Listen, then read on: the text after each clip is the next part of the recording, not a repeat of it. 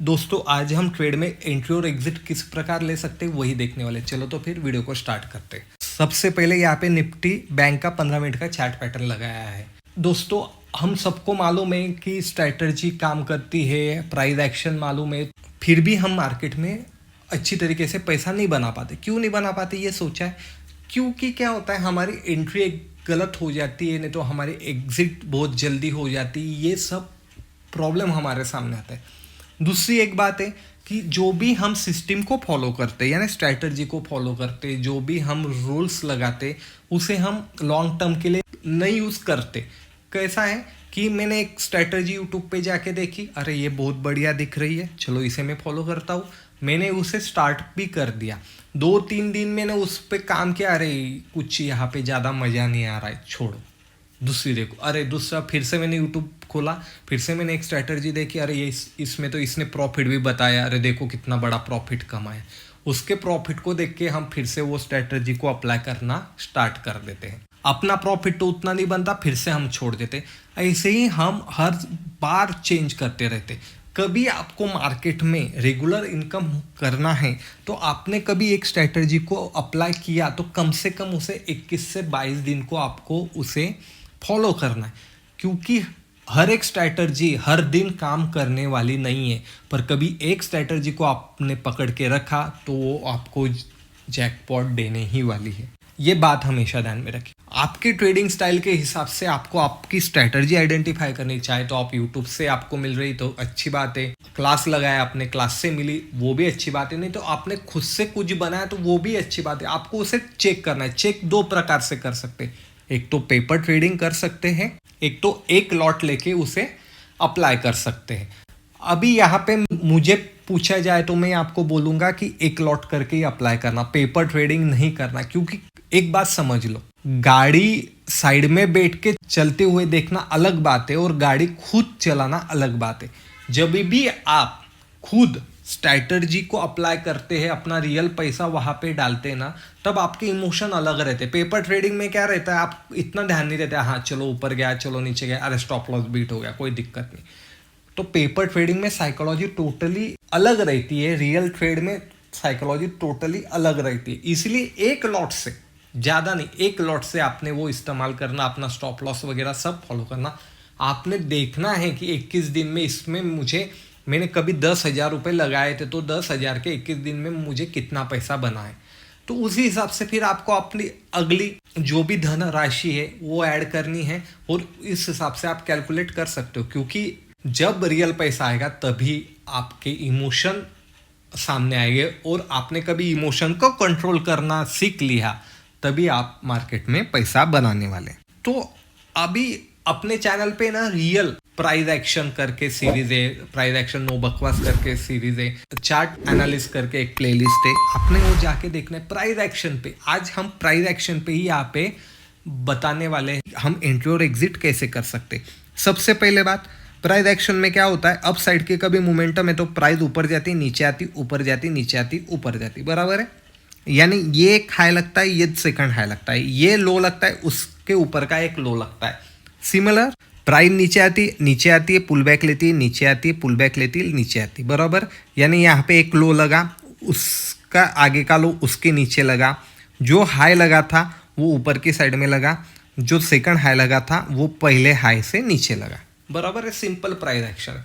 तो ये price action हमें मालूम है, पर इस प्राइस एक्शन में हम कब और किस प्रकार एंट्री ले सकते हैं, हमारी कंडीशन क्या होनी चाहिए वही देखने वाले। चलो चार्ट पे जाके देखते हैं। जैसे कि यहाँ पे मैं थोड़ा चार्ट बड़ा कर लेता हूँ कि जिससे आपको ये पता चले। मार्केट यहाँ पे खुला, डाउन ट्रेंड था प्रीवियस, बराबर है। तो प्राइस ऊपर जाके फिर से ये लो कट करके नीचे जा सकती है, तो मुझे तुरंत एंट्री करनी नहीं है, मुझे प्राइस एक्शन में कंफर्मेशन होनी चाहिए। कंफर्मेशन कैसे मिलेगी, प्राइस नीचे खुली, ऊपर आए और एक पुल बैक लिया, ऊपर गई, यानी ये फर्स्ट हाई मुझे दिखाई दिया, ये सेकंड हाई मुझे दिखाई दिया।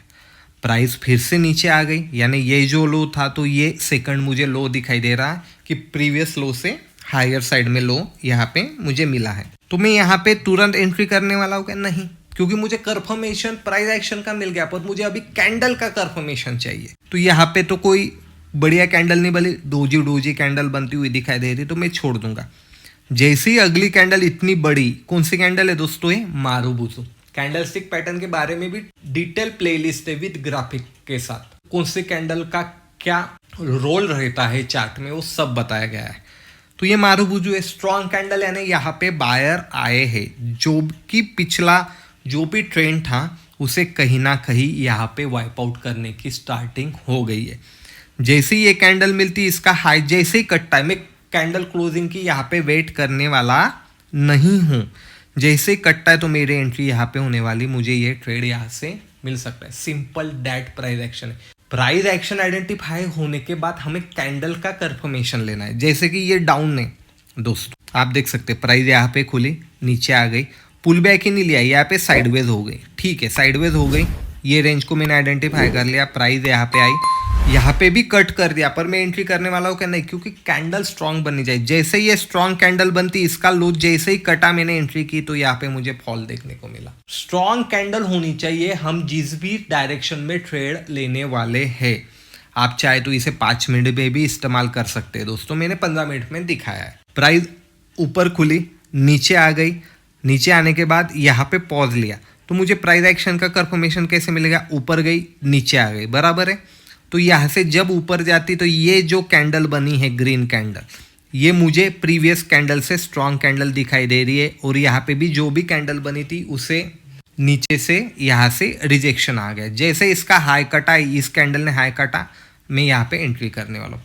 सिंपल डैट दोस्तों। उसी प्रकार प्राइस नीचे खुली, ऊपर गई, फिर से नीचे आ गई, यानी ये रिवर्स वी बना है। जब भी रिवर्स वी बनता है तो हमें पता चलता है कि यहाँ पे सेलिंग प्रेशर हायर है, क्योंकि प्राइस जिस गति से ऊपर गई उसी गति से नीचे आ गई।